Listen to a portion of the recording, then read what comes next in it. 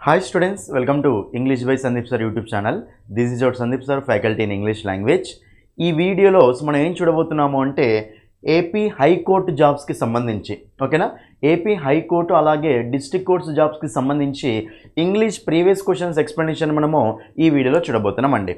చూడండి students, already AP వాళ్ళకు చాలా గుడ్ న్యూస్ ఏంటంటే ఏపీలో హైకోర్టు నోటిఫికేషన్ అనేది ఆల్రెడీ వచ్చింది. ఓకేనా, ఆల్రెడీ వచ్చింది అండి. కాబట్టి AP high court next district courts exams prepare అయ్యే వాళ్ళు మీరు మీ ప్రిపరేషన్ని వెంటనే స్టార్ట్ చేసేసేయండి. ఓకేనా, ఎందుకంటే చాలామంది స్టూడెంట్స్ ఎంతో కాంపిటీషన్ ఉంది ఈ రోజుల్లో. కాబట్టి ఇప్పటి నుంచి మీరు ప్రిపరేషన్ స్టార్ట్ చేస్తే కానీ మీరు జాబ్ అనేది కొట్టలేరు నాన్న. కాబట్టి కంపల్సరీ ఈ రోజు నుంచే మీరు ప్రిపరేషన్ స్టార్ట్ చేయండి, రైట్. అయితే ఏపీ హైకోర్టుకి సంబంధించి ఇంగ్లీష్ తీసుకున్నట్లయితే చూడండి స్టూడెంట్స్, జనరల్గా ఈ హైకోర్టు జాబ్స్కి సంబంధించి ఇంగ్లీష్ వెయిటేజ్ అనేది ఎక్కువ ఉంటుంది అండి. ఇందులో మనకు అర్థమెటిక్ ఉండదు, రీజనింగ్ కూడా ఉండదు. ఓకేనా, అర్థమెటిక్ రీజనింగ్ రెండు ఉండవు మనకు. ఓన్లీ మనకి ఏమేమి ఉంటాయంటే జిఎస్ అండ్ ఇంగ్లీష్.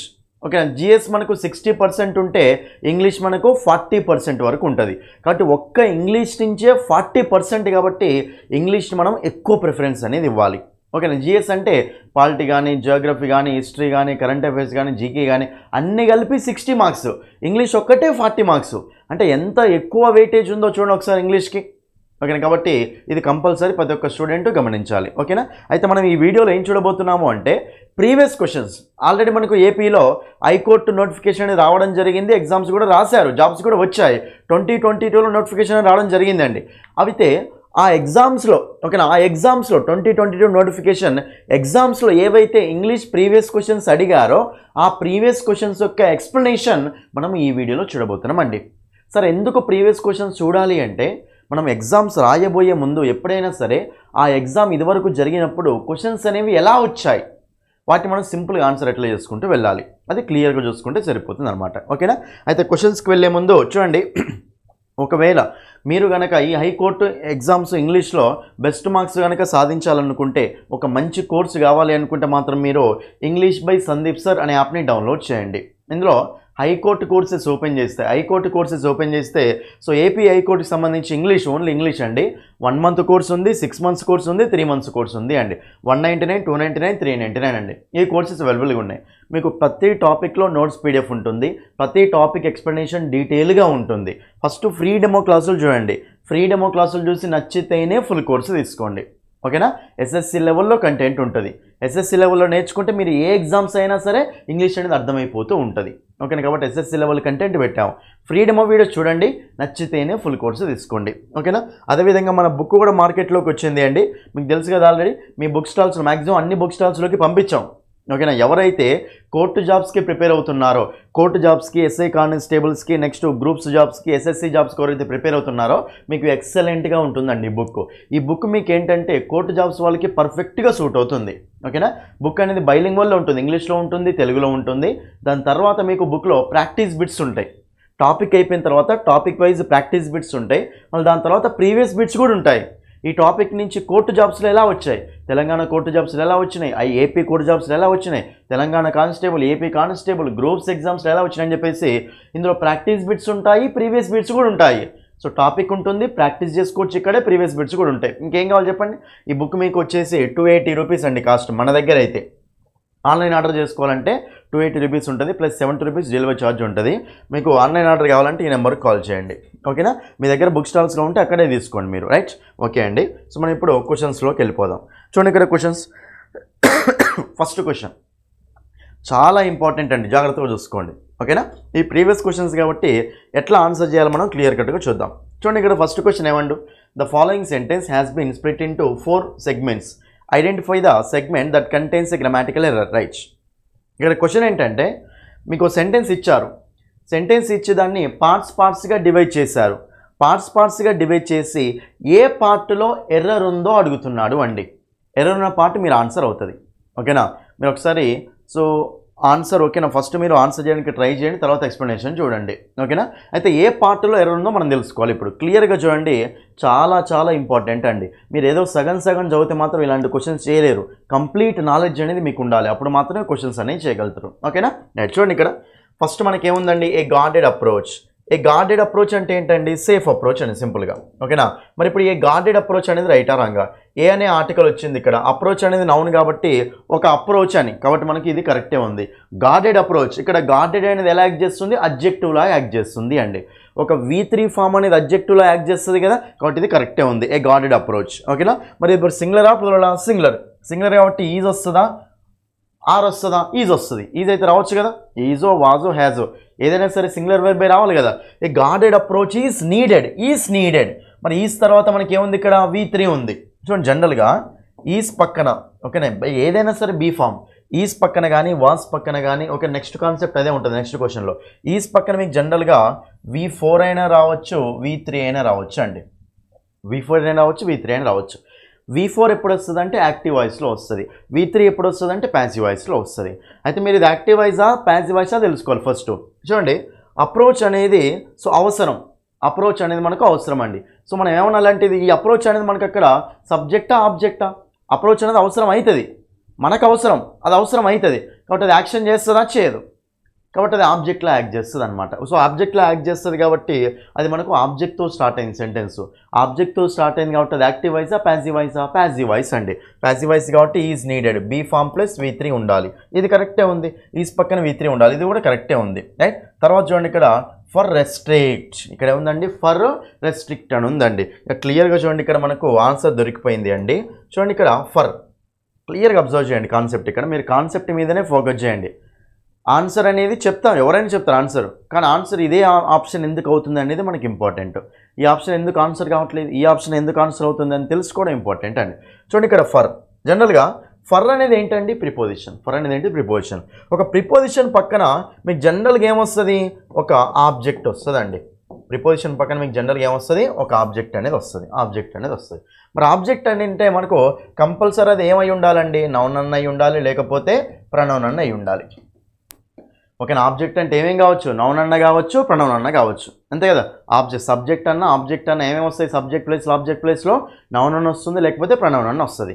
మరి ఇప్పుడు ఇక్కడ నౌన్ అన్న రావాలి, ప్రనౌన్ అన్న రావాలి. మరి ఇప్పుడు ఆప్షన్ చూస్తే ఇక్కడ క్వశ్చన్ చూడండి, ఫర్ రెస్ట్రిక్ట్ అట. ఫర్ రెస్ట్రిక్ట్ ఏంది? రెస్ట్రిక్ట్ అనేది ఏంటిదండి? వర్బ్ V1 అది. వర్బ్ V1 అది. ఒక V1 అనేది మనకు నౌన్లో యాక్ట్ చేస్తుందా? లేదు. ప్రనౌన్లో యాక్ట్ చేస్తుందా? చేయదు. కాబట్టి ఇక్కడ V1 అనేది సెట్ అయ్యే ఛాయిస్ ఉందా? లేదు. కానీ కంపల్సరీ ఏదో ఒక వెర్బ్ ఫామ్లోనే రాయాలి. ఇక్కడ నౌన్ ప్రనౌన్ వచ్చే ఛాయిస్ లేదు, వెర్బ్ వచ్చే ఛాయిసే ఉంది, కానీ ఆ వెర్బ్ మనకు V1లో ఉంది. మరి మనకు ఇక్కడ ఫర్ తర్వాత రావాల్సింది ఏంటండి? ఫర్ తర్వాత రావాల్సింది ఏంటి? ఒక నౌన్ రావాలి కదా, కానీ ఇక్కడ V1 ఉంది కదా. మరి V1 అనేది నౌన్లో యాక్ట్ చేస్తుందా? చేయదు. మరి ఏ వెర్బ్ నౌన్లో యాక్ట్ చేస్తుంది అంటే క్లియర్గా చూడండి, రెస్ట్రిక్టింగ్. ఏంటి చెప్పండి? మనకు రెస్ట్రిక్టింగ్. చూడండి రెస్ట్రిక్టింగ్ అనేది ఏంటిది? మనకు V4 కదా. జనరల్గా ఏ V4 అయినా సరే మనకు ఎలా యాక్ట్ చేస్తుంది అంటే నౌన్లో యాక్ట్ చేస్తుంది అండి. ఎప్పుడైతే V4 ఫామ్ మనకు నౌన్లో యాక్ట్ చేస్తుందో అప్పుడు మనం దాన్ని ఏమంటామంటే జెరెండ్ అంటాం. ఏమంటాం చెప్పండి? దాన్ని మనము జెరెండ్ అంటాం. కాబట్టి V4 ఫామ్ మాత్రమే నౌన్లో యాక్ట్ చేసే కెపాసిటీ ఉంటుంది. మరి ఇక్కడ వాడు ఏమి ఇచ్చిండు? ఫర్ తర్వాత మనకు నౌన్ రావాలి. రెస్ట్రిక్ట్ అనేది మనకు V1 ఫామ్ కదా. సో V1 ఫామ్ నౌన్లో యాక్ట్ చేయదు. ఓకేనా? వెర్బులు 4 ఉంటాయి కదా, V1, V2, V3, V4. కాబట్టి V4 ఫామ్ మాత్రమే నౌన్లా యాక్ట్ చేస్తుంది. సో మీరు ఒకవేళ ఒక వెర్బ్ని నౌన్ లాగా రాయాలి అంటే, ఒక వెర్బ్ నౌన్ లాగా వస్తుందాన్ని జెరెండ్ అంటాం. సో ఒక వెర్బ్ని నౌన్ లాగా రాయాలి అంటే ఆ వెర్బ్ని ఏ ఫామ్లో రాయాలి చెప్పండి? V4 ఫామ్, ఇంగ్ ఫామ్లో మాత్రమే రాయాలి. కాబట్టి ఇక్కడ V1 వస్తుందా? V4 వస్తుందా? V4 వస్తుంది. ఎందుకంటే ప్రిపోజిషన్ ఉంది, ప్రిపోజిషన్ పక్కన నౌన్ ఫామ్ కావాలి. సో మనకి ఇక్కడ ఒక జెరెండ్ అనేది ఉండాలి అని. కాబట్టి ఫర్ రెస్ట్రిక్ట్ అంటామా, ఫర్ రెస్ట్రిక్టింగ్ అంటామా? ఫర్ రెస్ట్రిక్టింగ్ అనాలి. కాబట్టి ఇక్కడ మనకు ఎర్రర్ ఉంది కాబట్టి ఇది మనకు రెస్ట్రిక్ట్ అనేది రాంగ్ ఉంది కదా. సో రాంగ్ ఉంది కాబట్టి మనకు అది ఏ ఆప్షన్లో ఇచ్చిండో, ఏ ఆప్షన్లో ఇచ్చినాడు? ఇంకో థర్డ్ ఆప్షన్లో ఇచ్చిండు. కాబట్టి ఆన్సర్ వస్తుంది option 3 is the answer. Option 3. మిగతా అది కూడా చూద్దాం. Another wave of any pandemic. ఇక్కడ రాంగ్ ఉందా? ఏం లేదు. అనదర్ వేవ్ ఇది కరెక్టే. వేవ్ ఆఫ్ ఎనీ పాండమిక్ మొత్తం కరెక్టే ఉంది. ఇక్కడ మాత్రమే రాంగ్ ఉంది కాబట్టి option 3 is the answer. Option 3 for restricting రావాలి. ఓకేనా? నెక్స్ట్ క్వశ్చన్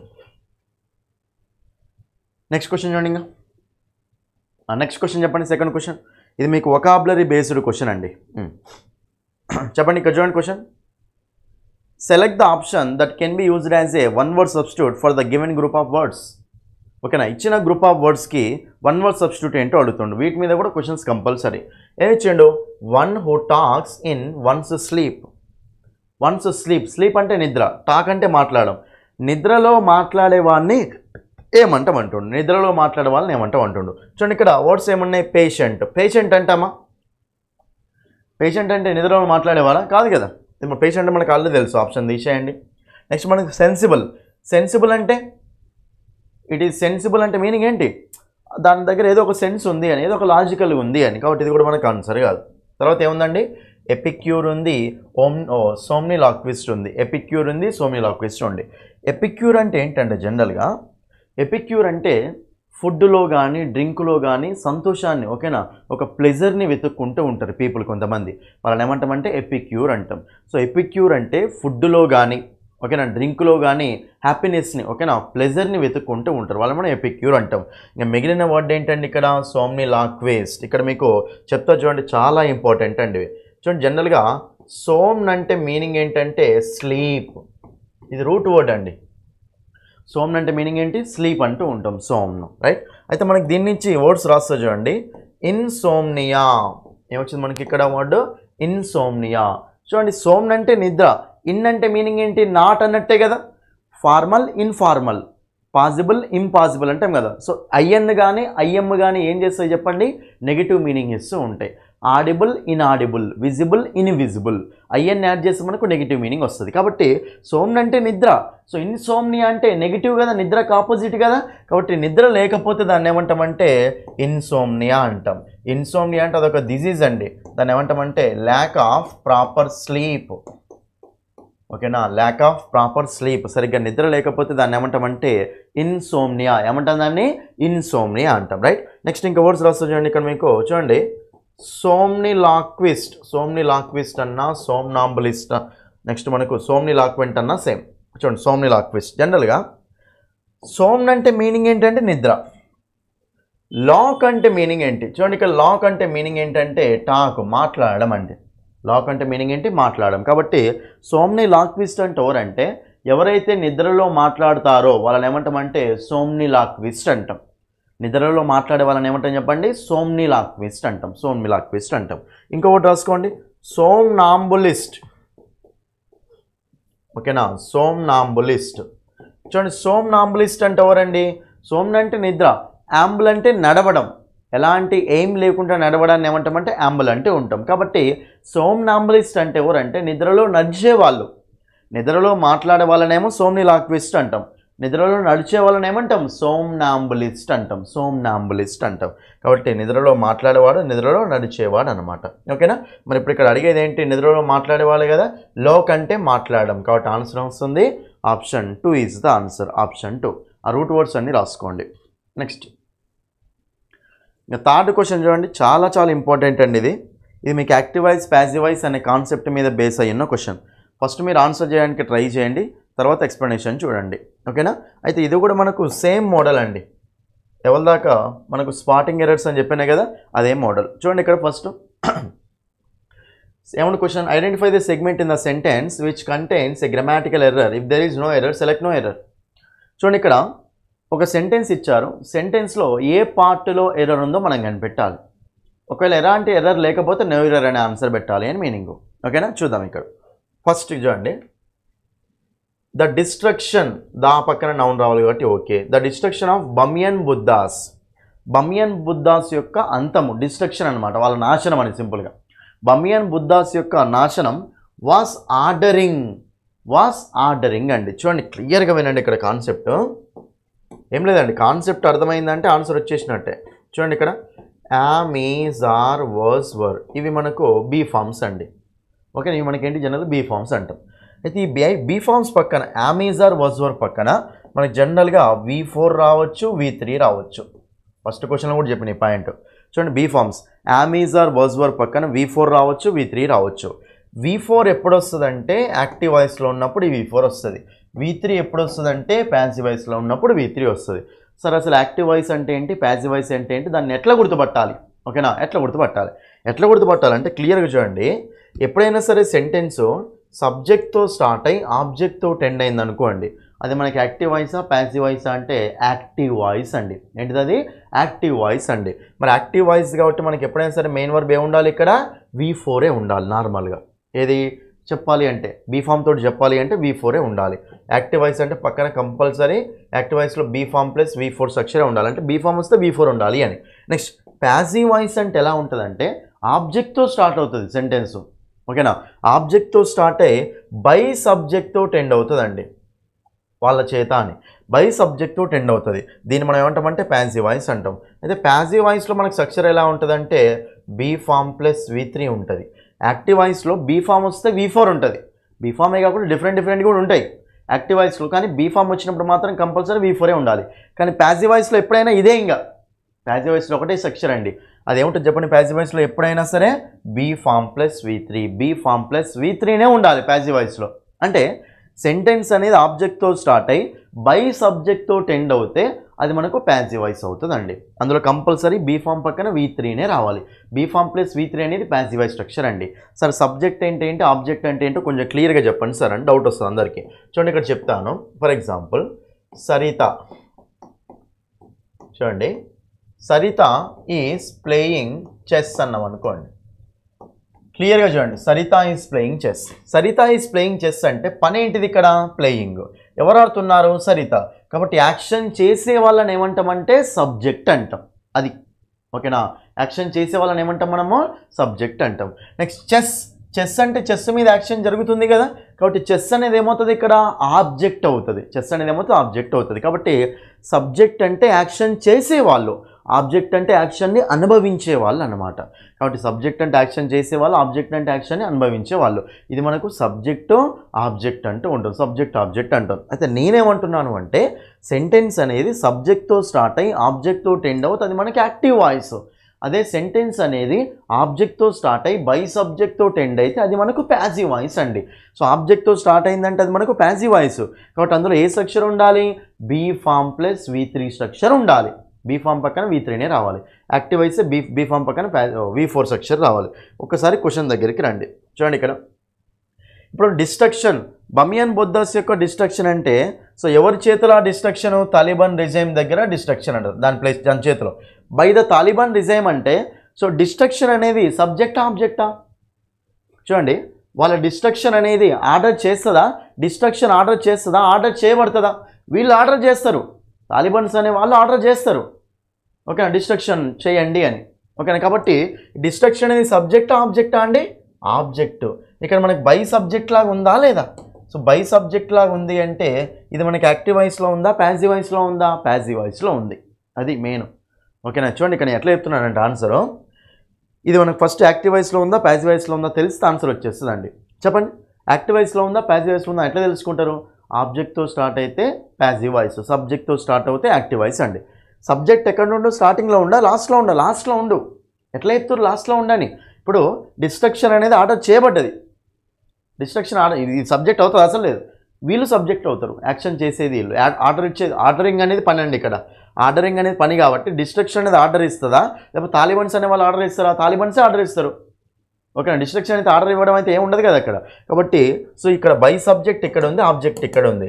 మరి ఆబ్జెక్ట్ తోటి స్టార్ట్ అయింది కాబట్టి అది యాక్టివ్ వాయిసా, ప్యాసివ్ వాయిసా, ప్యాసివ్ వాయిస్. మరి ప్యాసివ్ వాయిస్ కాబట్టి అందులో మనకి ఏ స్ట్రక్చర్ కనిపించాలి, be form plus V3 structure కనిపించాలి. మరి బీ ఫామ్ ప్లస్ V3 కాబట్టి మరి ఇక్కడ ఏముంది, అక్కడ వాజ్ ఆర్డరింగ్ ఉంది. ఏముండాలి మరి ఇక్కడ, వాజ్ ఆర్డర్డ్ ఉండాలి. వాజో వర్రో ఇన్ 2001 అంటుంది కాబట్టి వజ్. ఓకేనా, మనకు డిస్ట్రక్షన్ అనేది సింగులర్ కాబట్టి వజ్జే రావాలి. ఇక్కడ చాలామంది బుద్ధాస్ ఉంది కదా వర్ పెడతారండి, ఆన్సర్ రాంగ్. ఓకేనా, బమియన్ బుద్ధాస్ కాదు ఇక్కడ object, destruction of Bamiyan Buddha's was.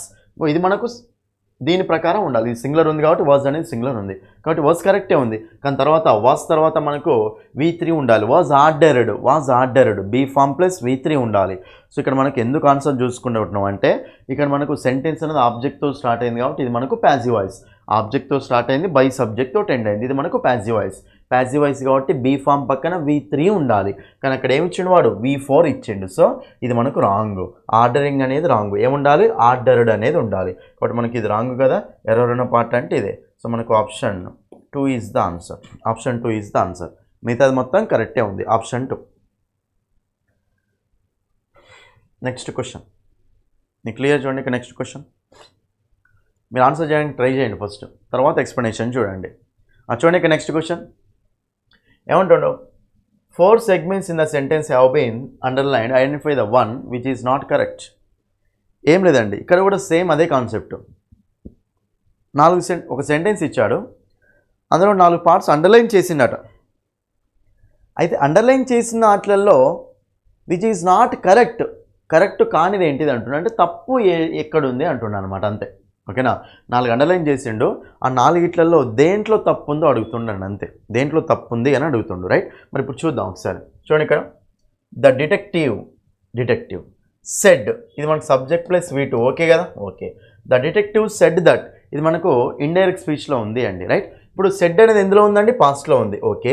The detective said that he believe అట. చూడండి ఇక్కడ క్లియర్గా, ఇక్కడ ఆల్రెడీ ఇది మనకు రిపోర్టింగ్ వెర్బ్ అండి. ఇది మనకి ఎందులో ఉంది, ఆల్రెడీ సెడ్ అని పాస్ట్లో ఉంది, ఓకేనా, పాస్ట్లో ఉంది. వాడు చెప్పిండు ఏమన్నా, నేను నమ్మాను అని చెప్పి వాడు చెప్పిండు. ఇప్పుడు వాడు చెప్పిందే పాస్ట్లో ఉన్నప్పుడు వాడు నమ్మింది కూడా ఎందులో ఉండాలి, పాస్ట్లోనే ఉండాలి కదా.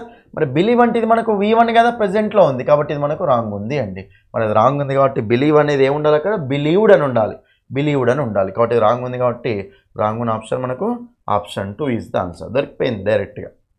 He believed what the witness had told him, ఓకేనా. దాని మీనింగ్ ఏంటంటే డిటెక్టివ్ ఏమని చెప్పాడంటే నేను నమ్మాను, అతను నమ్మాడట. ఏమని, విట్నెస్ ఏదైతే అతనికి చెప్పిండో అది నమ్మాడు అనేది డిటెక్టివ్ చెప్పిండు అనమాట. డిటెక్టివ్ చెప్పడమే పాస్ట్లో ఉన్నప్పుడు వాడు నమ్మింది, ఓకేనా, మొత్తం పాస్ట్లోనే ఉండాలి కదా. ఈ విషయం చెప్పిండు అనమాట. మరి ఈ చెప్పిందే పాస్ట్లో ఉన్నప్పుడు ఈ విషయం కూడా పాస్ట్లోనే ఉండాలి కదా. మరి బిలీవ్ అంటే ఏంటిది, V1 అంటే ప్రెజెంట్లో వస్తుంది, పాస్ట్లో రాదు కదా, కాబట్టి ఇది మనకు రాంగ్ ఉంది కాబట్టి ఆప్షన్ 2 ఈజ్ ద ఆన్సర్. ఇంతే, స్పాటింగ్ ఎర్రర్స్ ఇవన్నీ, ఓకేనా. నెక్స్ట్ క్వశ్చన్ చూడండి, ఇక్కడ క్లియర్గా ఇది సింపుల్, ఇవన్నీ ప్రీవియస్ క్వశ్చన్సే అండి. మీరు ప్రీవియస్ క్వశ్చన్స్ క్లియర్గా అబ్జర్వ్ చేయండి, అక్కడ ఎట్లున్నాయో క్వశ్చన్స్, అప్పుడు మీకు అర్థమవుతుంది ఇక్కడ, ఓకేనా. చూడండి ఇక్కడ, ఆఫ్టర్ ద కోవిడ్-19 తర్వాత పీపుల్ లైక్ టు ట్రావెల్, ఓకేనా, పీపుల్ ట్రావెల్ చేయాలనుకున్నారు in dash own vehicles, right. మరి ఇప్పుడు వాళ్ళ ఓన్ వెహికల్స్లో ట్రావెల్ చేయాలని అనుకున్నారు కదా, కాబట్టి పీపుల్ అనేది ఇక్కడ మనకి ఏంటిదండి, సింగులరా ప్లూరల్. సో పీపుల్కి మనకి ఏమొస్తుంది చెప్పండి, ప్రణవను దే వస్తుంది. మరి వాళ్ళ యొక్క ఓన్ వెహికల్స్లో కాబట్టి దేకి పొసెసివ్ ఏమొస్తుంది, అక్కడ దేర్ వస్తుంది, కాబట్టి ఇన్ దేర్ రావాలి. పీపుల్కి హీజ్ వస్తుందా, రాదు. పీపుల్కి అవర్ వస్తుందా, రాదు. పీపుల్కి హర్ వస్తుందా, రాదు.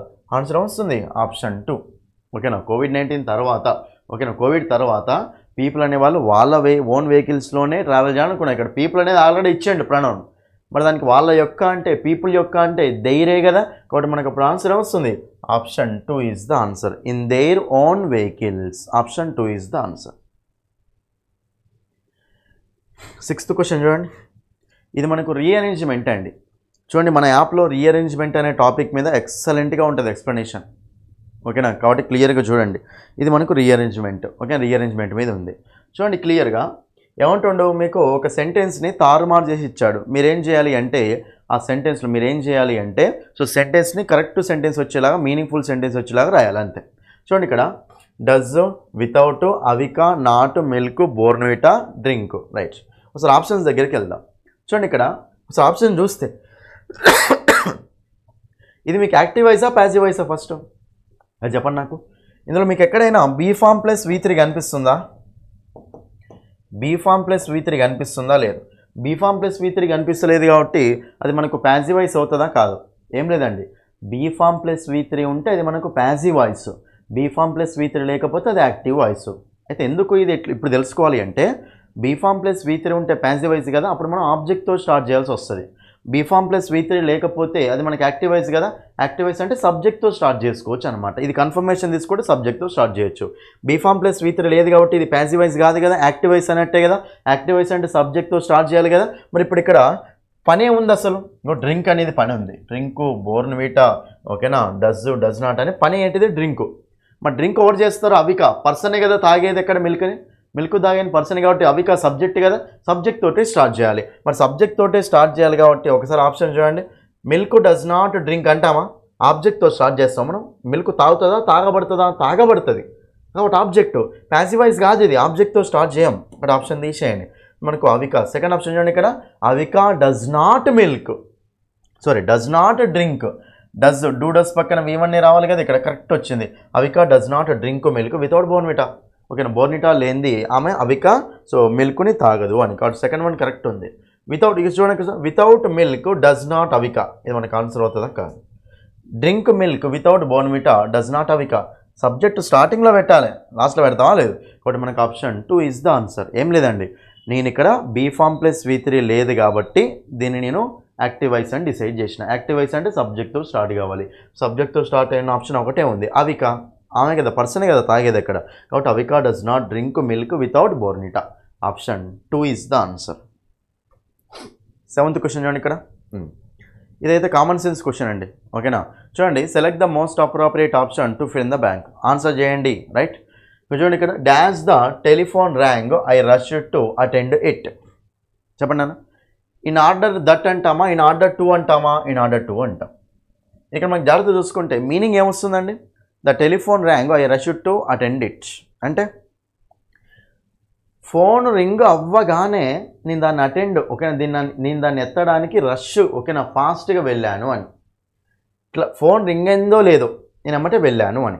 సో ఫోన్ రింగ్ అయిన వెంటనే వెళ్ళాను అనే మీనింగ్ రావాలి కదా ఇక్కడ.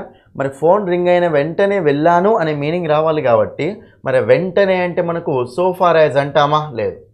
సో ఫార్ అంటే ఇప్పటి వరకు అని, అది మనకు మీనింగ్ కాదు. Next as long as, as soon as అండి. సూన్ అంటే వెంటనే, as soon as you come here, నువ్వు ఇక్కడికి వచ్చిన వెంటనే. కాబట్టి మనకు ఫోన్ రింగ్ అయిన వెంటనే నేను వెళ్ళాను అని, ఓకేనా. కాబట్టి మనకు option 4 is the answer. Option 4. As long as అంటే మీనింగ్ ఏంటంటే ఉన్నంత వరకు. As long as you are here, నువ్వు ఇక్కడ ఉన్నంత వరకు, ఓకేనా, టైం అనమాట అది. As long as you are going, నువ్వు అక్కడికి వెళ్తున్నంత వరకు. కాబట్టి ఉన్నంత వరకు, చేసినంత వరకు అని, ఇది మనకు టైం గురించి చెప్తుంది. కాబట్టి ఇది మనకు ఆన్సర్ కాదు, ఓకేనా. వెంటనే అని చెప్పాలి కాబట్టి యాజ్ సూన్ యాజ్, ఓకేనా, ఇది జరిగిన వెంటనే అని, రైట్. సో రింగ్ అయిన వెంటనే నేను అటెండ్ అవ్వడానికి వెళ్ళాను. కాబట్టి option 4 is the answer. As.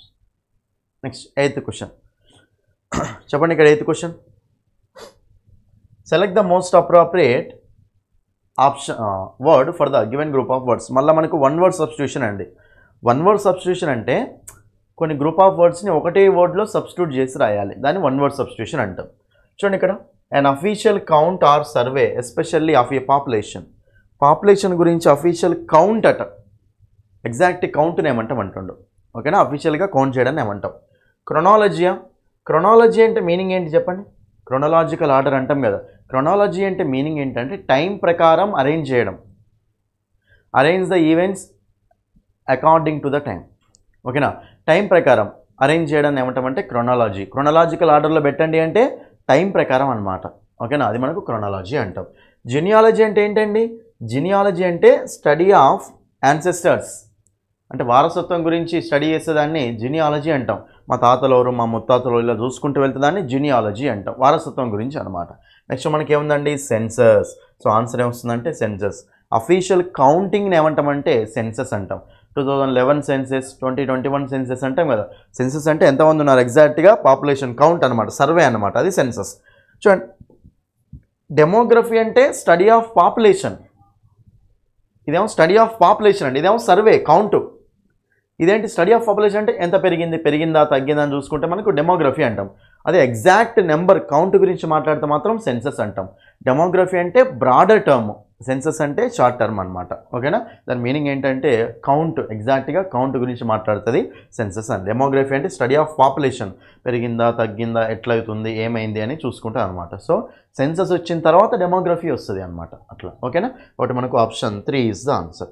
Next 9th question చూడండి. ఇక్కడ 9th క్వశ్చన్ చూడండి, ఏమంటుండు ఇక్కడ మీకు ఈడియం ఇచ్చాడు అండి. ఇక మీరు జాగ్రత్తగా చూస్తే చూడండి, వొకాబులరీలో మీకు 1 వర్డ్ సబ్స్టిట్యూషన్స్ మీద, ఈడియమ్స్ మీద, సినోనిమ్స్ మీద, యాంటోనిమ్స్ మీద, స్పెల్లింగ్స్ మీద, వీటన్నిటి మీద క్వశ్చన్స్ అనేవి వస్తాయండి. కాబట్టి జాగ్రత్తగా చూసుకోండి, ఓకేనా. రైట్. ఇక్కడ క్వశ్చన్ ఏంటండి, ఈడియం ఇచ్చి ఈడియం మీనింగ్ అడుగుతుండు. అసలు గెట్ చేయొచ్చు మీనింగ్ని. చూడండి, wash your dirty linen in public.